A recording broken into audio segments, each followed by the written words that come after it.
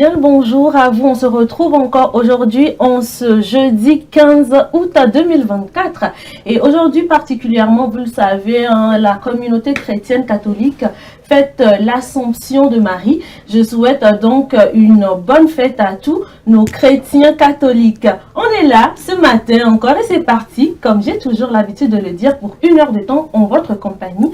Nous aurons à vous donner plusieurs informations. Nous aurons également aujourd'hui surtout à parler de l'abus sexuel et de la pédophilie, un sujet très important qui vous fera certainement du bien à travers tout ce que nous aurons à dire autour.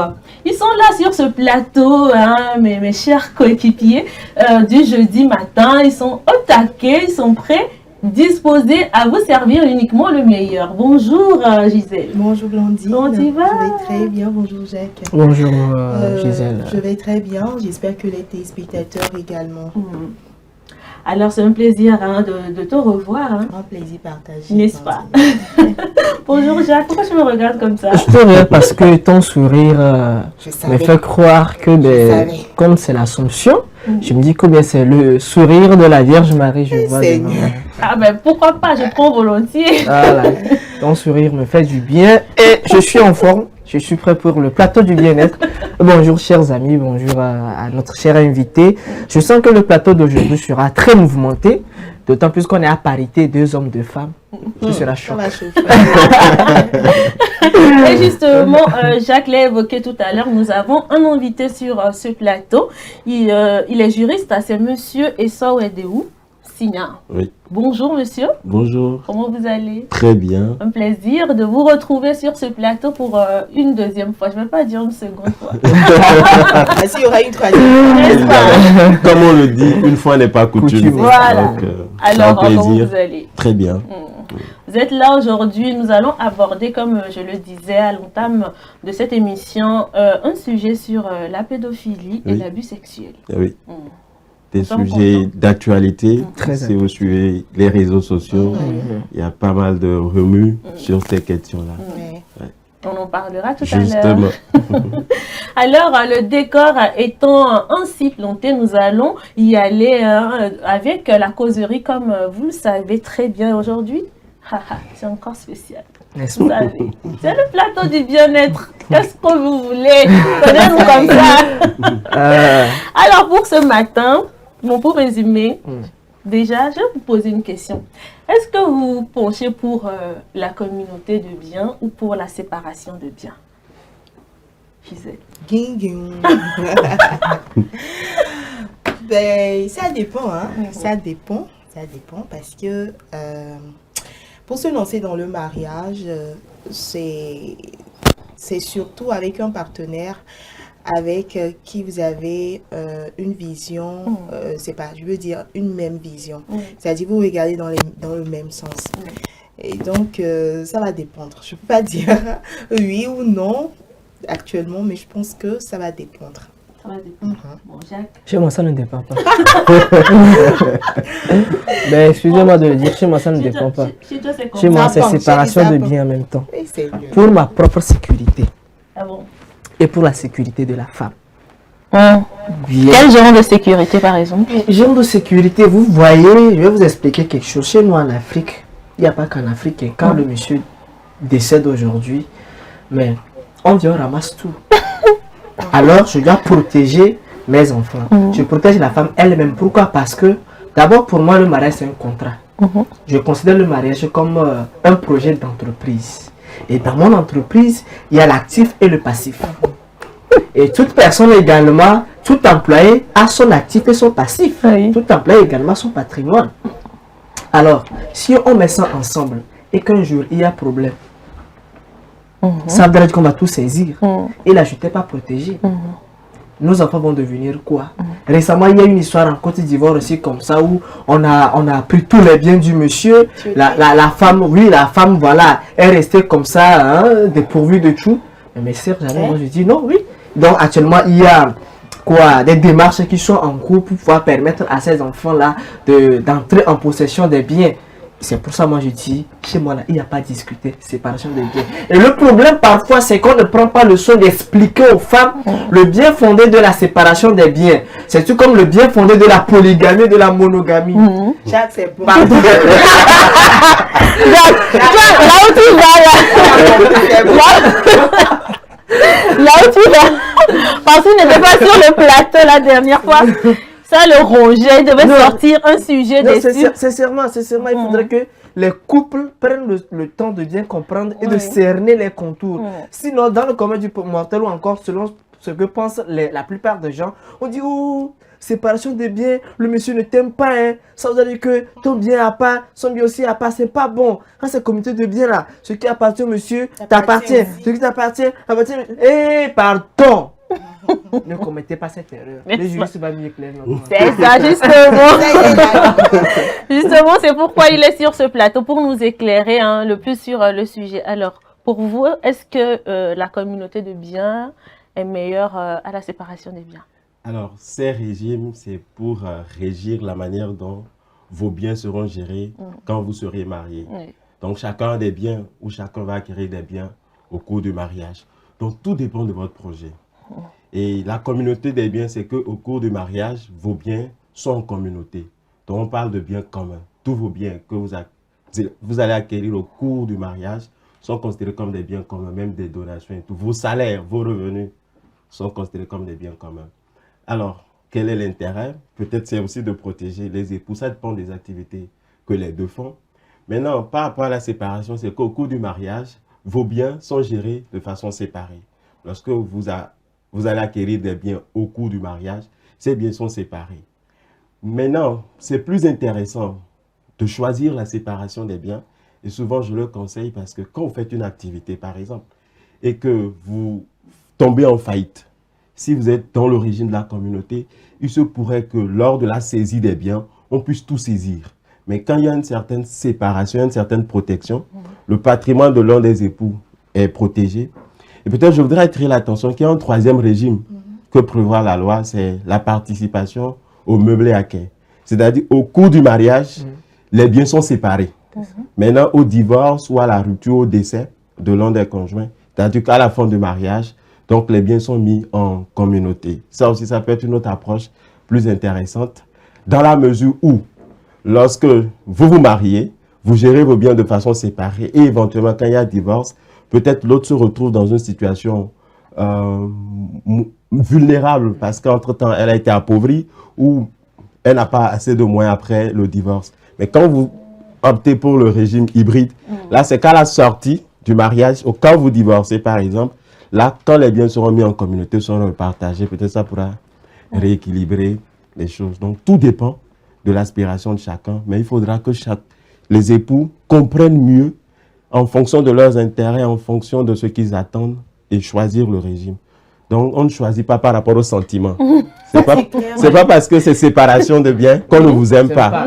Et moi, je vais opter d'ailleurs pour la séparation de biens, en tout cas. Le troisième registre là, régime plutôt là, ça ne me convainc pas. N'est-ce pas? Et pourquoi? Je vais m'expliquer. Jacques, là, c'est séparation ou rien. Je préfère séparation ou rien. Parce que le troisième régime, on dit à la séparation ou encore au divorce, on peut mettre les biens en commun. Oui, les biens sont mis en commun. Sont mis en commun. Oui. À supposer que le monsieur avait des dettes. Il décède, vous ne savez rien. Parce que très souvent, les hommes font des choses, les femmes ne savent rien. Maintenant, au décès, on finit l'enterrement et tout. Un beau jour, un huissier débarque ou un monsieur en costume débarque. Et on vous dit, écoutez, votre papa, il avait toute une liste de dettes. Là, on vous sort ça et on va saisir ses biens. Voilà qu'au même moment, peut-être, je me dis, peut-être que vous êtes déjà en communauté de biens. On va saisir, non? N'est-ce pas? Mais peut-être il faut faire une précision dans la mesure où, lorsque vous êtes marié en fonction du régime, il y a certains actes que vous ne pourriez pas accomplir seul. Si vous êtes dans la communauté, il y a certains actes pour lesquels il faut le consentement des deux époux. Parce que c'est la communauté, c'est le patrimoine des deux époux qui sera engagé. Donc, ce n'est pas aussi facile de faire des choses à l'insu de l'autre. Si vous faites les choses à l'insu de l'autre et qu'en temps la loi avait obligé qu'il y ait un double consentement, c'est que l'acte est nul. Et s'il n'y a pas de double consentement? Bon, dans des cas où il n'y a pas de double consentement, il faut comprendre que la loi aussi les mesures ne sont pas tout aussi importantes, ou la décision n'engage pas pleinement tout le patrimoine des époux. Peut-être c'est une décision d'administration ou un acte qui ne nécessite pas vraiment d'engager la communauté. Mais ce que je dis là, c'est pertinent parce que le monsieur décède. Vous n'avez pas vraiment connaissance de ses dettes. Et puis on dit que non, vous êtes maintenant en comité de biens. Et maintenant, un jour, on débarque que le monsieur est un super endetté et il faudra peut-être saisir les biens. Mais c'est là que vous découvrez en fait qu'il a une dette pas possible. Maintenant, s'il faut saisir les choses, ça veut dire que maintenant vous êtes en communauté de biens, on pourra toucher une partie de votre patrimoine aussi. Alors, peut-être une autre précision aussi que je voudrais apporter. Oui. Au décès, ce n'est pas le même traitement qui est réservé lors du divorce. Lors du divorce, les deux époux sont pleinement vivants encore. Mais au décès, là, c'est que il y a, comment on appelle, on parle de... On tombe dans la succession, voilà. On tombe maintenant dans la succession. Et maintenant, ce sont les règles de la succession qui vont régir la façon dont il faut partager les biens. Donc, ce n'est plus proprement les règles relatives au régime que vous avez choisi, en fait. Donc, le troisième régime, en fait, c'est pour le divorce. Non, pas forcément. Les trois, forcément. vous pouvez aboutir au divorce, quel que soit le régime. Mais au décès, c'est maintenant les règles de la succession qui vont plus s'appliquer que les règles ayant conduit au choix d'un tel régime ou tel régime, en fait. Ouais. En fait, tout est organisé. C'est pas que quand vous choisissez la communauté, vous sortez perdant. Hein. Ça dépend de vos aspirations. C'est pourquoi j'ai parlé de vision. Voilà. Quand Blondie m'a posé la question, il ne s'agit pas de dire que voilà, la séparation des biens, j'ai mes biens à moi et mon conjoint aussi a ses biens à lui. Donc, en cas de divorce ou bien en cas de décès, les choses ne seront peut-être à mon avantage.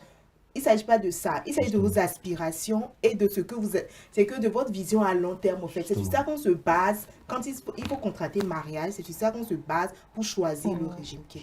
Mais je voudrais apporter une nuance. Oui, vas-y. Très souvent, quand on parle de séparation de biens, je vais aller un peu au sens profond.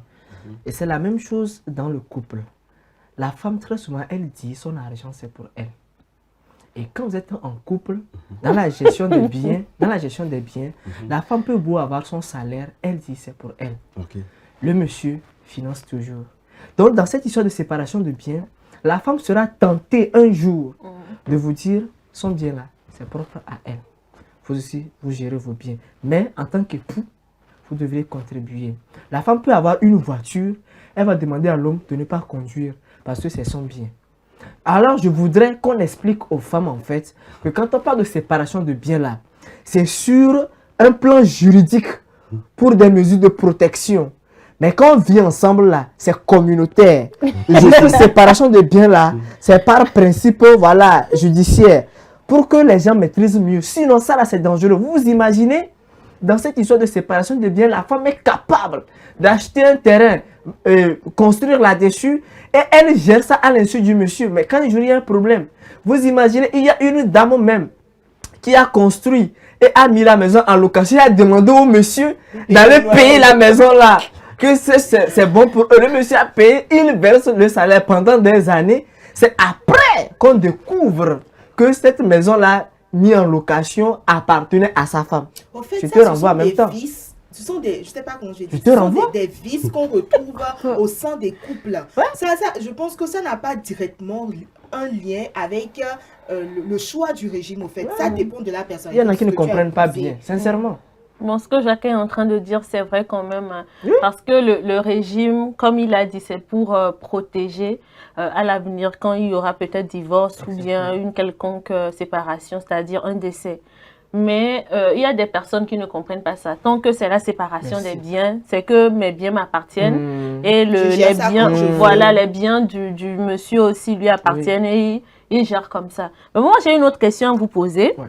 Vous voulez... Oui, je souhaiterais intervenir. Oui. En fait, comme on le dit, les régimes séparation ou participation aux communautés, c'est la façon dont vous consentez, gérez vos biens lorsque vous êtes mariés. Maintenant, indépendamment de ces régimes, il faut comprendre que quand vous vous mariez, la loi met à votre charge un certain nombre d'obligations en tant qu'époux. Voilà. Par exemple, la contribution aux charges du ménage. Donc, vous devez contribuer, quel que soit le régime. Et la loi dit... et la loi dit que les époux contribuent à proportion de leurs facultés respectives. C'est-à-dire que chacun contribue en fonction de ses facultés. Les deux. Oui, Si madame gagne par exemple 500 000 et que monsieur gagne 200 000, madame va contribuer plus que monsieur. C'est ce que la loi dit en fait. Maintenant, la contribution, ce n'est pas forcément pécuniaire, ne se limite pas seulement qu'à l'argent. Une femme de ménage ou bien une femme qui est à la maison, prend soin des enfants, fait le ménage et tout cela, normalement, si on devrait prendre une bonne, on devrait la payer. Donc, il faut comprendre que en dehors des régimes, il y a un certain nombre d'obligations carrément qui s'imposent aux époux. Maintenant, dans la pratique, on le voit. On voit mal une femme qui gagne 500 000 donner 300 000 et l'homme peut-être contribuer à hauteur de 100 000. Ton rôle d'homme là, c'est quoi au final? Justement, donc... Donc, c'est que vous voyez la tête, mais vous portez le chapeau. Non, c'est pas ça. C'est pas ça, comment? C'est pas ça. C'est quoi alors? Et puis peut-être ce qu'il faut préciser, c'est que depuis un certain moment, la loi dit la femme et son mari, donc assurent la direction de la famille. Merci. Donc en fait, l'histoire de chef de famille a été effacée à un moment donné dans le code. Donc l'homme et la femme assurent la direction de la famille. En quelque sorte, on veut mettre les deux sur le même piédestal, je vais dire. Ouais. Or, autrefois, on dit que l'homme assure la direction morale et matérielle de la famille. Et donc, la femme vient en assistance. Mais maintenant, ce n'est plus ça. Les deux assurent. Donc, pour ces raisons d'égalité. Justement, monsieur le jury, si on veut revenir par rapport à ce que la loi dit, si on veut appliquer ça mot par mot dans le couple, je pense que cette question de séquence revient. C'est-à-dire, si l'homme et la femme assurent la responsabilité de la famille au même titre, ça veut dire que si je prends soin des enfants, je fais je lave les enfants, je mets les coups, tout ça, l'homme doit faire aussi. Non, Gisèle, il faut comprendre. Attends, il y a des choses. Non, attends. J'ai dit tout à l'heure que c'est vrai qu'il y a ce que la loi dit. Mais dans chaque couple, le conçoit comme il peut, quoi. On ne parlera pas que d'argent, Jacques. Je ne refuse pas. Si elle dit ça, si elle dit le monsieur c'est censé changer les couches de l'enfant, tu veux me dire que le monsieur peut porter une grossesse? Non. Voilà. Alors, c'est pas son rôle. Oui, je viens ça. Si c'est non là, comprenons jusqu'où il y a des tâches qui sont sérieusement réservées à la femme. Et il y a des choses, il y a des choses qui sont sérieusement réservées aussi à l'homme. Et moi, je dis, c'est l'occasion d'attirer l'attention des gens sur l'attention des leaders religieux, l'attention de quoi, des chefs de famille ou je ne sais quoi, pour dire, dans le processus de mariage, c'est pas seulement dire, oh, dans la famille, l'homme c'est Dieu, il faut faire le processus pour faire le mariage à l'église. En fait, il n'y a pas que ça. Il faudrait que les familles soient instruites sur les tests juridiques. Sinon, ça cause problème. Très sérieusement, moi je dis même que les couples, en réalité, dans leur cheminement, on doit intégrer même un psychologue dedans ou encore un sociologue pour qu'ils arrivent à comprendre l'état de ce qu'on dit la femme, l'état d'esprit de la femme et de l'homme et même la psychologie des enfants. Jacques, tout ça là, je vais finir. C'est pour nous dire, mes chers amis, comme le juriste vient de le dire, je suis vraiment d'accord. Il faudrait que les gens comprennent aujourd'hui que les deux parties contribuent à égalité. Sinon, avant, dans cette histoire de c'est l'homme seul ou encore, même si c'est la femme. Et moi, je dis parfois même le problème, c'est que on ne prend pas le soin de budgétiser les choses. Moi, je me dis, en réalité, à la fin du mois, madame, au cours de ce mois, tu auras besoin de quoi? Elle liste. Moi aussi, j'aurai besoin de ceci. Et puis, après là, on a le solde. En fonction du solde, on définit un taux forfaitaire. Oui, de participation. Et c'est là, en ce moment, on sait qu'on gère un bien ensemble. Non. Je dis non, c'est une question de gestion. Vous savez pourquoi parfois quand on demande au couple comment est-ce que vous faites votre gestion, on est là, on regarde, et puis en ce moment on se tourne, papa, comment on fait la gestion financière? Sérieusement, parce qu'il faut une gestion. Et dans cette gestion-là, on saura comment est-ce que chaque partie contribue. Sinon, s'il faut s'asseoir seulement et dire, c'est fini, le riz est fini, il faut acheter. Mais ça ne peut pas aller. Moi, je suis d'accord sur cette démarche-là de budgétiser les choses et savoir combien ou bien à quel pourcentage chacun va participer dans le foyer. Ça évite tout ce qu'on connaît. Maintenant, si on a déjà fait ce budget-là, la femme contribue peut-être à 50% et l'homme aussi à 50%. Tu es d'accord que ça peut se faire comme ça? Ça peut se faire. C'est-à-dire que je perçois par exemple 100 000 francs. Oui. Et je sais pas, j'introduis 50 000 francs dans le budget. Toi aussi, tu amènes pour toi. C'est-à-dire, on fait ça 50-50. Tu es d'accord avec moi que les autres tâches de la maison aussi, on doit les dispatcher? Parce que je ne peux pas Tâches avoir comme quoi? les tâches de la maison, le ménage, la cuisine, Les tout tâches, ça, là, on les doit- tâches on de doit la maison, dispatcher. les tâches de la maison, je suis Prends soin d'accord. des enfants, Je viens, tout ça, oui. je suis d'accord. Mais comprenez qu'il y a des tâches qui sont réservées Non, à si toi. c'est Non, ça, je ne suis pas d'accord. Je suis désolée. Il y a... C'est C'est pas parce que tu contribues à non, c'est pas parce que financièrement mais tu Jacques, contribues à 50% Jacques. que dans les tâches aussi, on doit contribuer à 50%. L'homme, Mais je suis besoin. L'homme est le chef de la... Si c'est comme ça, je garde mes 50%, tu t'occupes de la famille. Tu t'occupes de la famille. Je vais prendre un exemple. Non. Je vais prendre un exemple. On va même y aller. Ce n'est pas parce que nous contribuons à 50% Oui. que dans les tâches, on doit aussi contribuer à 50%. Je suis pour le fait Si vous qu'on permettez, contribue. ce n'est pas 50-50. C'est-à-dire à proportion de vos facultés. Donc si la femme gagne 300 000 ou c'est l'homme, c'est-à-dire chacun contribue en fonction de ses moyens, de ses Au revenus, fait, de c'est ses que moyens. Jacques dit qu'on va budgétiser, on va faire quoi, on va dispatcher. C'est dans ça que je suis rentrée pour dire que et puis, si c'est c'est comme ça, qu'on dispatche, Oui. et qu'on arrive au fait que chacun contribue, c'est-à-dire... si C'est pour si ça par que je t'ai exemple, posé si la c'est 100 question. 000, Est-ce que l'homme aussi tombe ou crosse? Est-ce que l'homme aussi... Non, ça n'a bon. rien Non, on va permettre, s'il vous plaît, on va permettre au juriste de placer son mot, Et oui. puis peut-être une précision avant de continuer, tout ceci ne s'applique que dans le mariage. Quand vous ne vous mariez pas et que vous êtes en concubinage, c'est que la loi considère ça comme un fait. C'est deux personnes qui se mettent ensemble. Donc c'est dans le mariage que tout ceci se passe. Maintenant, l'argent que vous mettez, l'argent sert à faire quoi? C'est pour les charges assurées, les charges de la famille. Maintenant, en dehors de cela, les tâches ménagères à accomplir, bon, la loi n'a rien dit. Je pense que ça dépend de l'harmonie du couple.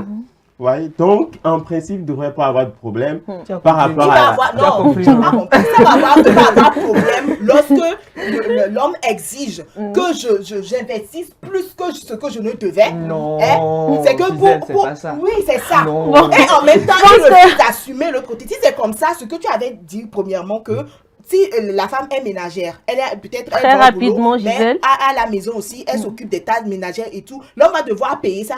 C'est-à-dire, oui, justement, En principe, en principe. parce que ça peut être évalué en somme d'argent, parce que ce sont des prestations. Si c'est qu'il ne va pas changer les couches, par exemple, de l'enfant, Gisèle, ou bien il va pas... Gisèle, faut te calmer. Non, si c'est Gisèle, on va y aller. Il n'y a pas que la... Oui, je vais Non, finir. non. Non, On pour va finir, laisser. non, oui, pour finir, je voudrais aussi Oui. demander aux couples de régulariser leur situation légalement aux yeux de la loi. Parce que parfois, on se met ensemble, on fait des enfants, mais la loi ne nous reconnaît pas. Et c'est pas au décès ou lors de la séparation qu'on va vouloir avoir les yeux sur l'héritage ou le patrimoine. Les yeux là. Ça, c'est important. C'est Alors- vraiment Alors, important. il y a également un sujet, bon, on m'a posé une question, on m'a demandé si le juriste vient de lui poser la question. Si par exemple, il y a le mari qui a payé un terrain, Oui. il y a la femme qui a construit dessus. En cas de divorce, à qui revient la maison? Alors, en droit, on parle souvent de l'accessoire sur le principal. Le principal ici, c'est le terrain. Et donc, la maison construite est une propriété de, comment on appelle, sur le terrain. Donc, dans le principe, la maison revient à celui à qui appartient le terrain. Maintenant, quitte à la personne de verser une indemnité. Écoute. Donc, une indemnité d'investissement et qui va tenir compte de la valeur vénale du bien. Donc, vous pouvez être marié. Peut-être la femme avait un terrain au cours du mariage. Donc, dans ses biens, il y avait un terrain où elle a hérité d'un terrain. Le monsieur construit sur le terrain ou les deux construisent sur le terrain.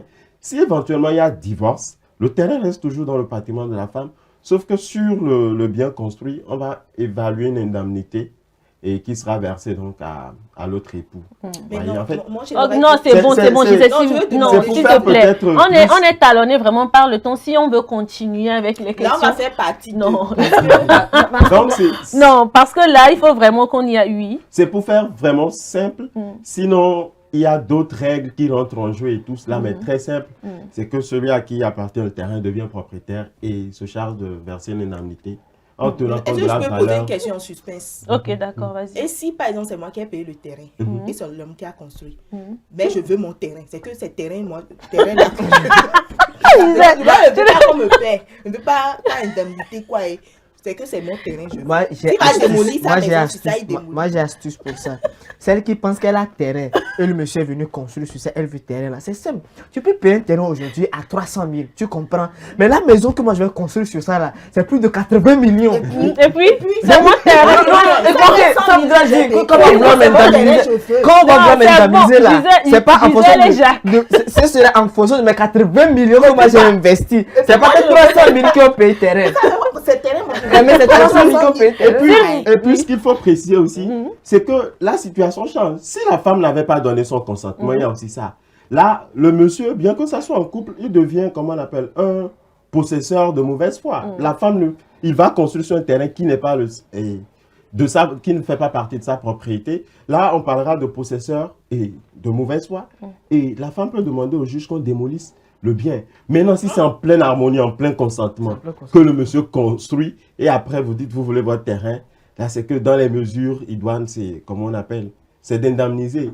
Et d'ailleurs, vous allez voir qu'en temps le ministre de la Justice avait pris une décision interdisant donc toute décision de justice ordonnant la démolition de biens et tout cela. Donc, je pense que démolir n'est pas une mesure idoine, sauf exception. Et s'ils ne sont pas légalement mariés, c'est ça aussi le problème. Là, quand ils ne sont pas légalement mariés, c'est que c'est rien. C'est deux personnes qui se sont mis ensemble. Quoi, non? Merci beaucoup. On n'est pas marié légalement. C'est zéro. Bon, en tout cas, aujourd'hui, c'est un jour spécial. C'est l'Assomption de mes enfants. Je pense que Marie est rentrée dans cette sujet. Parce que la montée de la causerie, moi-même, je suis surprise. Merci à vous. Attendez, quand on va finir l'émission, vous allez vous gérer dehors là-bas. On continue après l'émission. Donc voilà, c'était tout pour notre causerie du jour. On va y aller avec l'info du jour.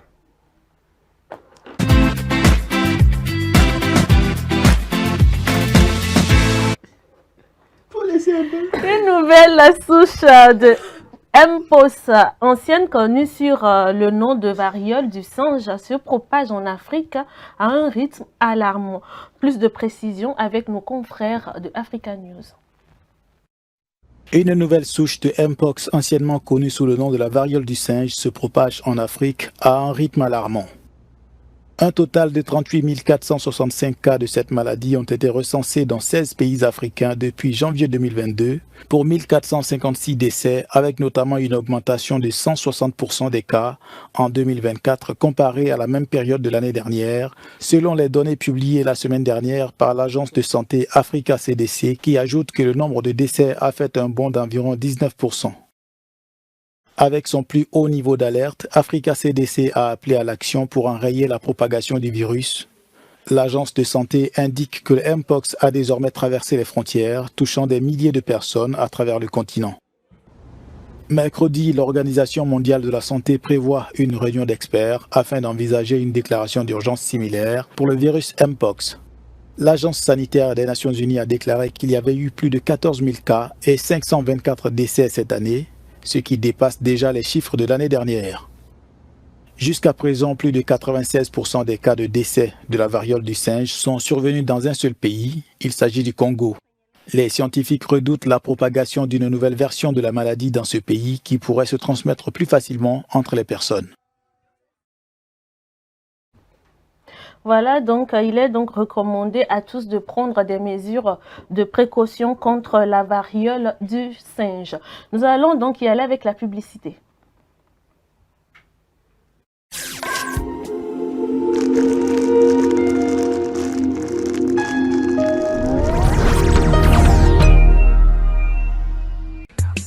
L'amour, c'est des hauts, c'est des bas. Et quand la femme dit non, c'est vraiment non. Mais rien ne vaut un petit cadeau pour raviver la flamme de l'amour. La femme se fait belle et sensuelle pour votre plaisir.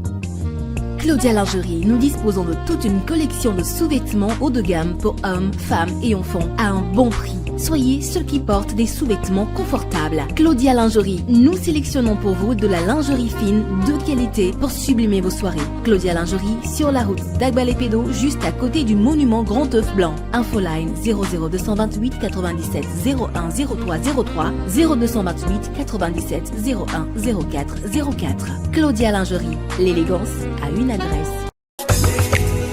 M-Afrique, association internationale des médecins pour la promotion de la santé en Afrique, première ONG internationale d'origine africaine spécialisée dans les actions médico-chirurgicales humanitaires. M-Afrique, c'est la promotion de la santé et l'éducation pour tous en Afrique. M-Afrique est membre du Conseil économique, social et culturel de l'Union africaine, le COSOC UEA, également accrédité à le COSOC ONU. Les médecins de M-Afrique, présents en Afrique et en Occident, réalisent chaque année plus de 2500 opérations chirurgicales et 25 000 consultations médicales spécialisées gratuites en zone rurale et périurbaine en Afrique. M-Afrique, c'est la formation continue des acteurs de la santé, la recherche, les missions médico-chirurgicales, humanitaires, foraines gratuites, la lutte contre les maladies transmissibles et non transmissibles, la promotion de l'éducation pour la santé, le développement communautaire.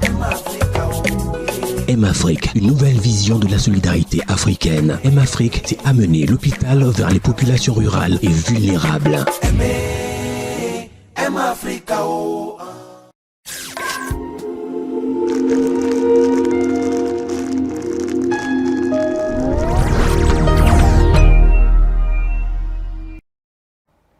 Voilà, c'était donc la publicité. Merci de toujours nous tenir compagnie tout au long de cette émission. À présent, à l'hôpital.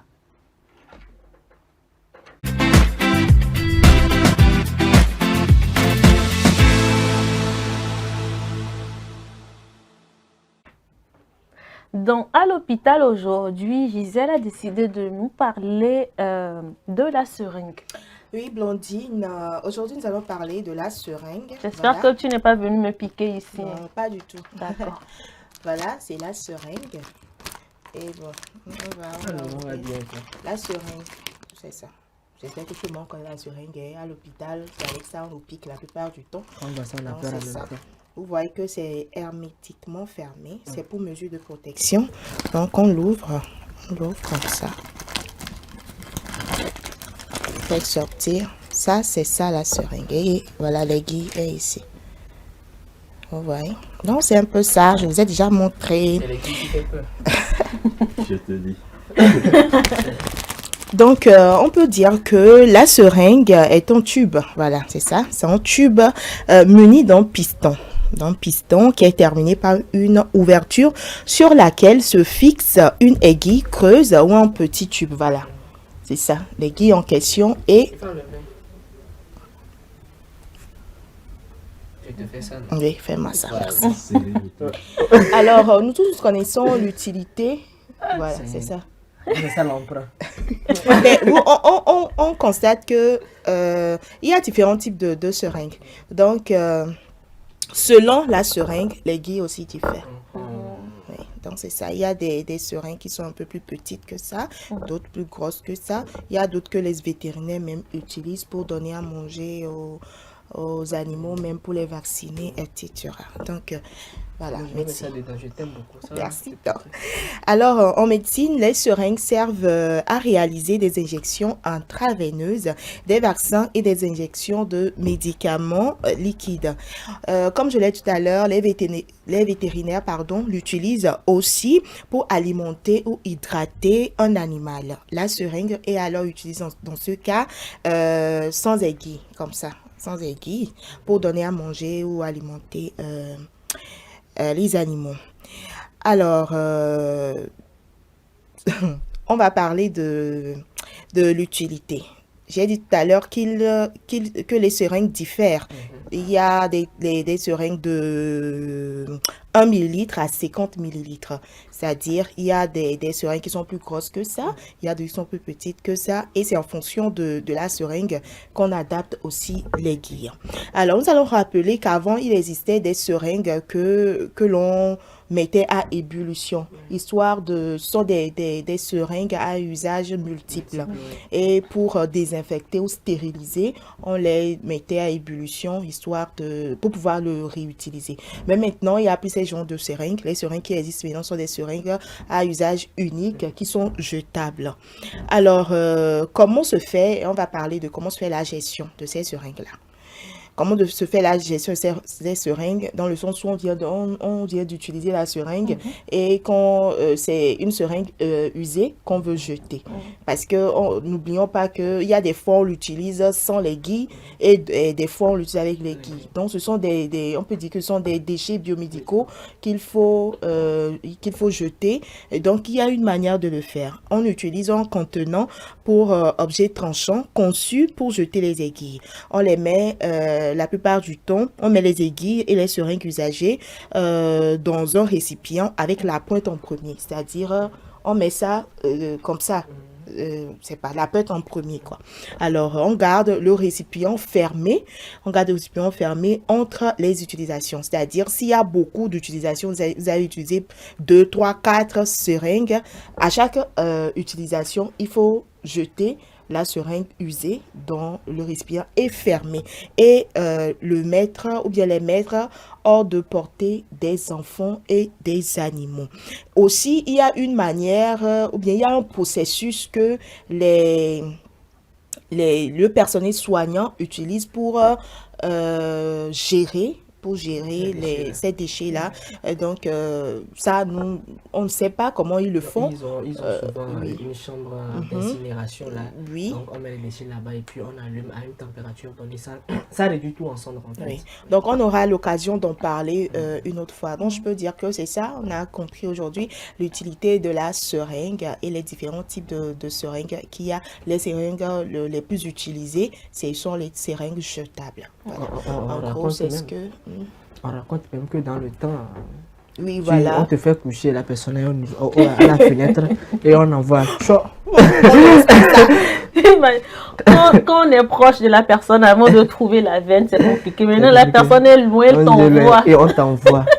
Ou bien, puis, donc c'est ça, c'est aujourd'hui ce que nous retenons de la rubrique à l'hôpital. Merci beaucoup Gisèle. Aujourd'hui à l'hôpital, nous avons tous découvert ce qu'est la seringue et son utilité.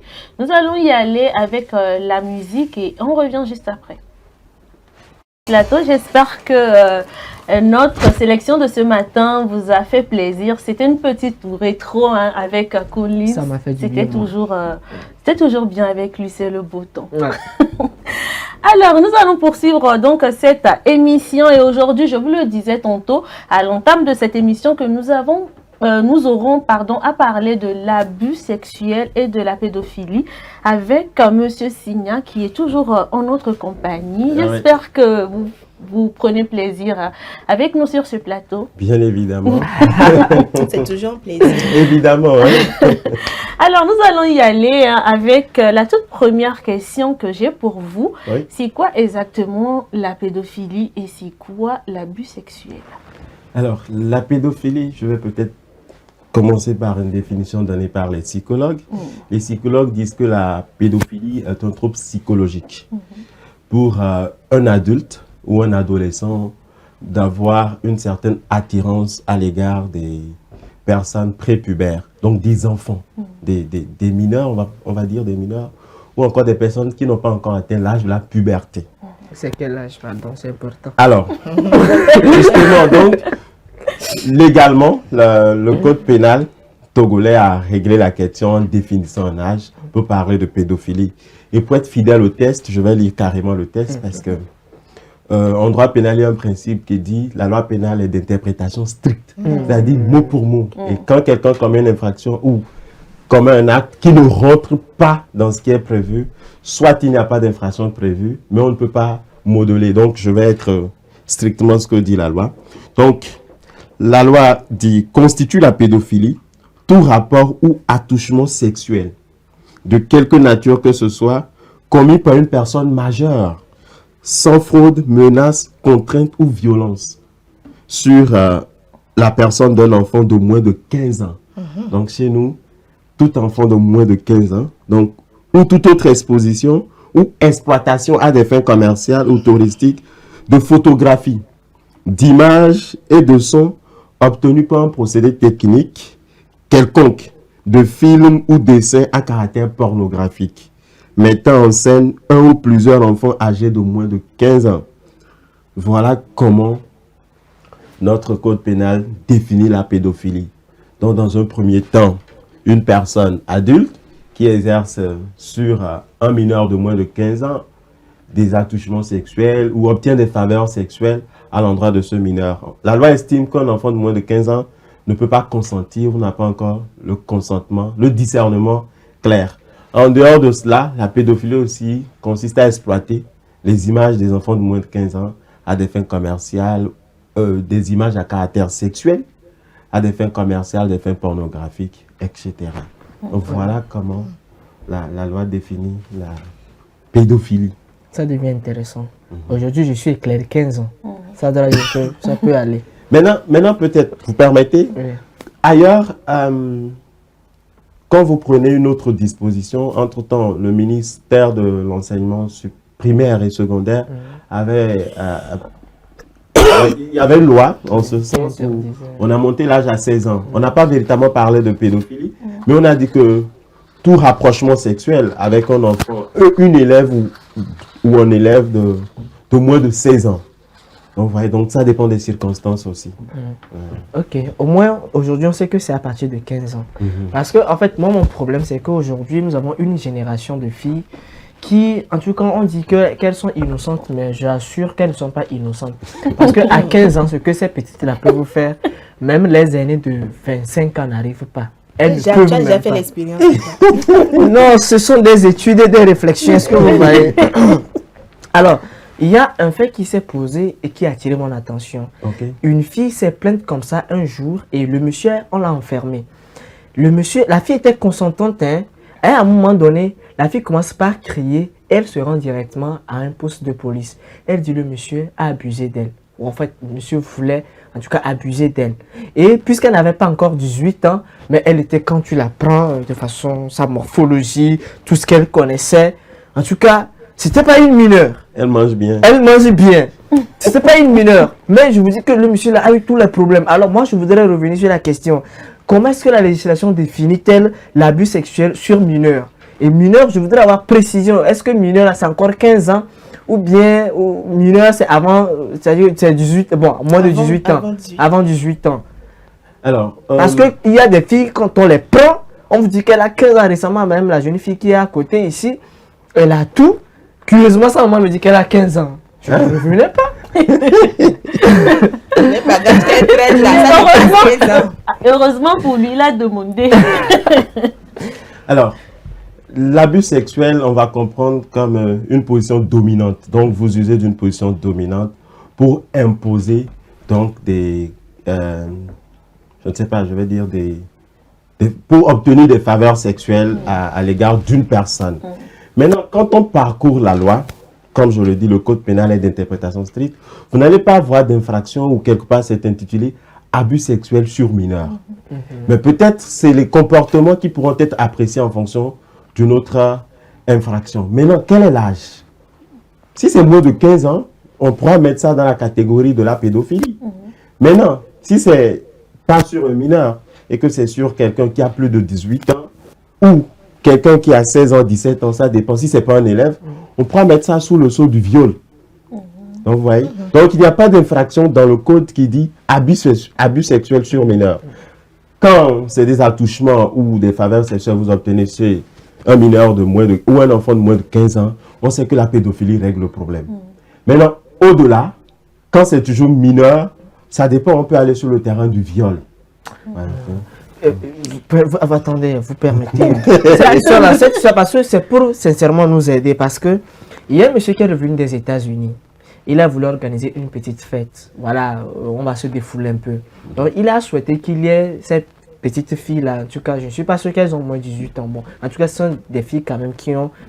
bien fraîches, quoi. Bien fraîches. Et ils ont tous fait la fête ensemble. Ils ont bien mangé, ils ont bu. À un moment donné, ils sont emportés par l'alcool. Maintenant, vous pouvez vous imaginer que le lendemain, d'abord, les filles là ont dépouillé le monsieur, elles ont volé de l'argent. À part l'argent, vous pouvez vous imaginer que ces jeunes filles sont rendues directement dans un poste de police pour se plaindre comme quoi le monsieur a abusé d'elles, les a violées. Et qu'est-ce qu'elles ont fait? Elles ont déchiré leurs dessous, déchiré leurs habits, même leurs soutiens et tout ça là, pour servir de preuve comme quoi il y a eu des attouchements, il y a eu des choses, il y a eu de la violence et tout.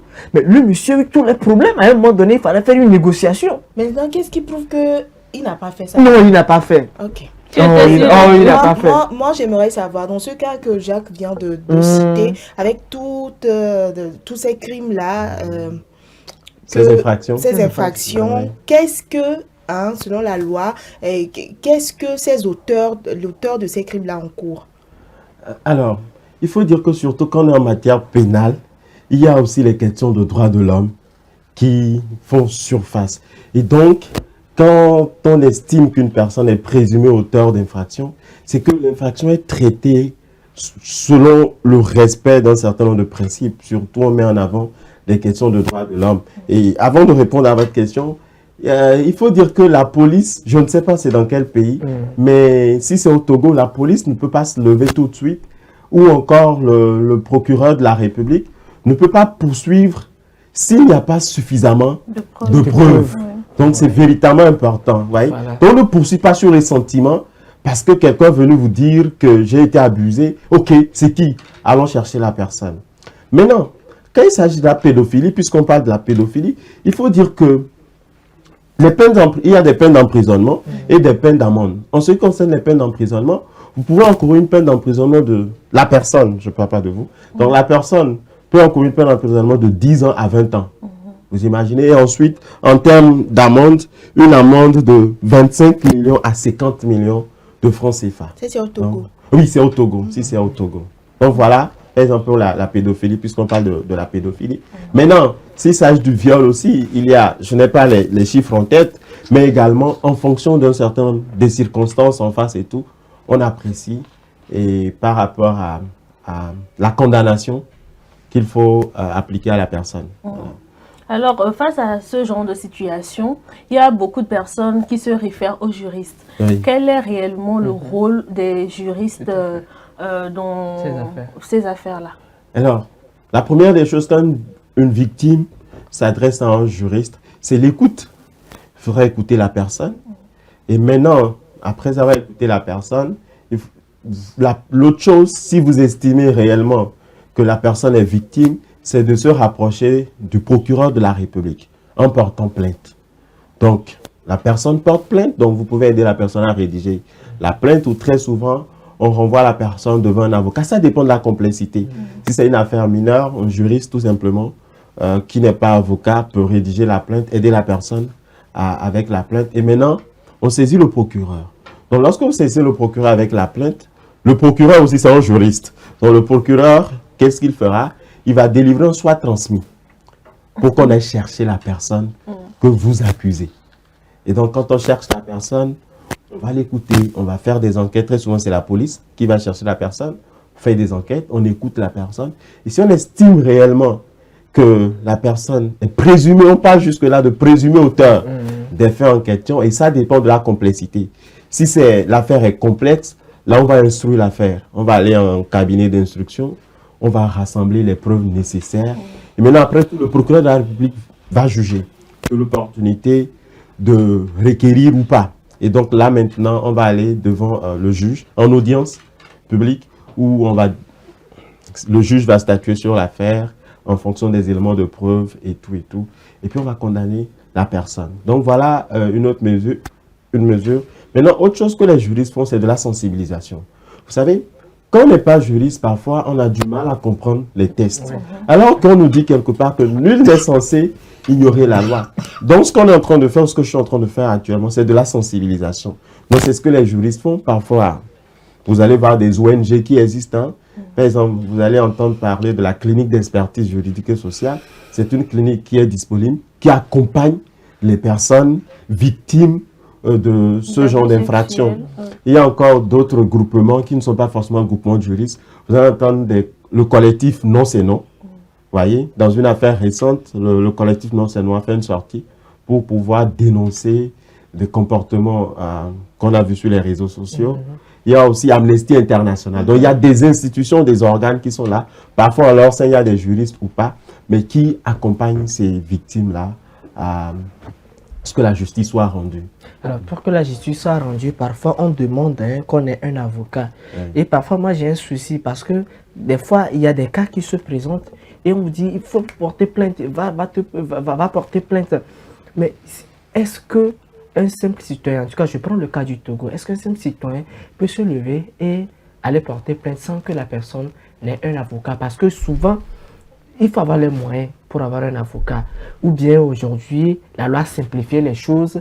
Je peux avoir un avocat sans avoir les moyens. Mais bien avant, la seconde question aussi, c'est que quand je prends le cas de mon ami là, en question, mon cher ami, comment est-ce qu'on arrive à réunir ou à recueillir les preuves? Parce que ça me tient à cœur. Pour que demain, quelqu'un qui se trouve dans le cas, si c'est un piège, que la personne puisse réellement demander des éléments de preuve pour qu'on, en tout cas, qu'il incrimine. Sinon, les gens seront victimes comme ça et parfois les gens aussi jouent sur les relations pour, en tout cas, mener la vie dure à certaines personnes, à des innocents. Donc ça me tient à cœur. Comment est-ce que les preuves sont réunies? Et maintenant, en termes de recherche d'avocat, est-ce que sans les moyens, on peut quand même trouver un avocat ou bien il faut forcément les moyens? Voilà. Ok, d'accord. Alors déjà, il faut dire que le ministère d'avocat n'est pas obligatoire. C'est-à-dire, quand vous êtes victime d'une infraction, où il y a des faits malencontreux à votre égard, il faut nécessairement un avocat avant de porter plainte. Donc, c'est ça la bonne nouvelle. On estime que l'avocat maîtrise la procédure, mais si vous n'avez pas les moyens, ça ne vous empêche pas de saisir le procureur. Et le procureur, vous le saisissez sur la base d'une plainte que vous pouvez rédiger. Vous rédigez comme une lettre administrative et vous saisissez le procureur. Maintenant, le procureur, lui, va vous délivrer un soit transmis. Jusque-là, vous n'avez pas besoin d'avocat. Maintenant, quand vous prenez le soit transmis, vous allez aller voir, comme on appelle, la police. La police, maintenant, va se charger d'aller le remettre à la personne. C'est la police qui ira chercher la personne. Donc, il faut dire que, même en l'absence d'avocat, comment on appelle, vous êtes victime d'une infraction, la loi va vous écouter. Et même, il faut observer que dans certaines circonstances, l'État même commet d'office des avocats à certains présumés auteurs d'infractions. Pour, on parle de, voilà, pour des raisons de procès équitable ou égalité des droits de défense. Parce qu'on estime que c'est l'État qui poursuit. Et l'État, c'est un géant. L'État a tous les moyens nécessaires.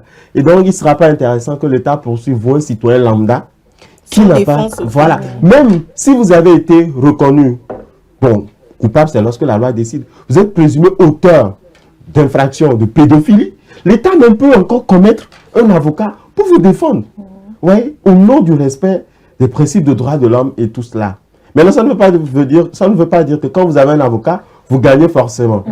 Vous voyez? Donc, ça, c'est concernant la question de l'assistance de l'avocat. Maintenant, comment est-ce que les preuves sont recueillies? Il y a des témoignages. Voyez? Il y a vous-même, lorsque vous faites vous portez plainte, il peut y avoir des témoignages, il peut y avoir aussi des examens médicaux qui peuvent être faits pour vérifier si effectivement il y a eu des pénétrations, si il y a agression sexuelle. Maintenant, quand c'est des attouchements, et éventuellement vous avez des photos, vous avez des images et tout cela, et il faut dire que parfois c'est difficile de trouver des photos, vous êtes victime d'attouchements sexuels, de certaines agressions. Quand il n'y a pas de pénétration, parfois c'est compliqué. On peut aussi recourir à à l'expertise d'un psychologue pour essayer de voir si véritablement vous êtes victime et tout cela. Maintenant, en dehors de ça, il faut dire que dans le cabinet du juge d'instruction ou encore à la police, parfois c'est l'aveu du présumé auteur qui aide véritablement. Donc le présumé auteur que vous indexez, lorsque celui-ci avoue que effectivement, je me suis retrouvé dans telle circonstance, là ça facilite le procès. Mais lorsqu'il n'y a pas d'aveu et que la personne dit non, vous n'avez aucune preuve, vous dites qu'il vous a touché, mais c'est difficile de rapporter des preuves. Il faut dire que lorsque le juge, il y a des doutes, le juge émet des doutes, la loi dit que le doute profite à l'accusé. Même si tout le monde estime que la personne a commis une infraction et qu'il n'y a pas véritablement de preuves, c'est juste des suppositions, mais qu'il n'y a pas de preuves et que le juge doute, alors le doute profite à l'accusé, on doit le libérer. Voyez? Donc parfois les gens ne comprennent pas ce genre de situation et on estime qu'on a corrompu le juge, on a fait ceci, on a donné de l'argent. Mais en réalité, c'est au nom aussi du respect des droits de l'homme et surtout de la présomption d'innocence. Toute personne est présumée innocente jusqu'à ce qu'une décision de justice la condamne. Voyez? Alors, Donc, moi j'aimerais savoir s'il y a des mesures de prévention recommandées justement pour éviter ces abus sexuels-là. Alors, des mesures de prévention, il faut dire qu'il y a pas mal de tests. Hein. Tout le temps, il y a des tests qui sont prises, qu'il s'agisse des harcèlements, des questions concernant l'harcèlement sexuel ou encore l'harcèlement en ligne. Donc, ou dans le milieu du travail, en milieu éducatif, vous allez voir qu'il y a plusieurs tests, plusieurs autorités administratives ont pris des tests. Et aussi même, en milieu du travail, dans le secteur privé, il y a des structures qui ont des règlements intérieurs qui dissuadent ce genre de comportement. Donc, ce sont des mesures de prévention qui existent. En dehors de cela aussi, je peux parler de l'éducation. Un peu, tout part de l'éducation. Comment est-ce que vous éduquez vos enfants? Si vous avez des enfants, comment est-ce que vous les éduquez? Et aussi, il est important de ne pas se retrouver dans certains environnements à certains moments. Vous vous retrouvez à 22 h dans un environnement suspect, vous voyez. Donc, tout cela, vous exposez vous-même. Et ça m'amène aussi à parler de la réserve. Il faut aussi être beaucoup réservé. Quand tout le temps, vous-même, vous publiez vos photos, vos images sur les réseaux sociaux, en quelque sorte, vous vous exposez, voilà. D'autres vont jusqu'à publier des images pratiquement nues ou dénudes, vous voyez. Donc, vous-même vous exposez, donc vous vous réservez, vous évitez de fréquenter certains environnements. Et puis, en milieu du travail, il y a des tests qui sont pris pour prévenir ce genre de situation. Ouais. Merci beaucoup, Monsieur Signa, pour toutes ces explications. Malheureusement, on tend vers la fin de cette émission. Je vais vous demander si vous avez un mot de fin à l'endroit de nos chers téléspectateurs qui ont eu à nous suivre tout au long de cette émission. Alors, mon mot de fin, c'est celui-ci. Nul n'est censé ignorer la loi. Vous êtes coupable d'une infraction, vous ne pourriez pas dire « Ah, je ne savais pas ». Et surtout aussi, c'est de faire attention aujourd'hui avec l'avènement des réseaux sociaux. Surtout TikTok, particulièrement, vous allez voir que tout le temps, ce sont des infractions qui sont commises à longueur de journée. C'est parce que pour l'instant, moi je vais dire, le procureur de la République est clément. Parce que s'il faut véritablement s'inviter sur TikTok seulement, vous allez voir, il y a des discours de haine, des discours désobligeants, intimidants, harcelants. Donc, c'est un certain nombre de choses. On pense que quand on est sur les réseaux sociaux, on est exempt, on est derrière nos téléphones, mais il suffit d'un clic. On va mettre la main sur vous. Donc, véritablement, c'est d'être conscient qu'on est dans un état, il y a des règles à respecter, et chaque position, chaque clic, chaque décision à prendre, ou chaque publication à faire, devra être faite dans le respect des règles. C'est ce que je pourrais dire comme mot de fin. Merci beaucoup, Monsieur Signa, pour cette conclusion. J'espère que c'est pas rentré dans les oreilles de sourds et que nos chers téléspectateurs en tiendront tout simplement compte. Merci Gisèle, merci Jacques. Merci également à l'équipe technique qui nous a accompagnés aujourd'hui. Merci à vous, très chers téléspectateurs, d'avoir été des nôtres. C'est fini pour aujourd'hui. On se retrouve demain pour un nouveau numéro du Plateau du Bien-être. Portez-vous bien.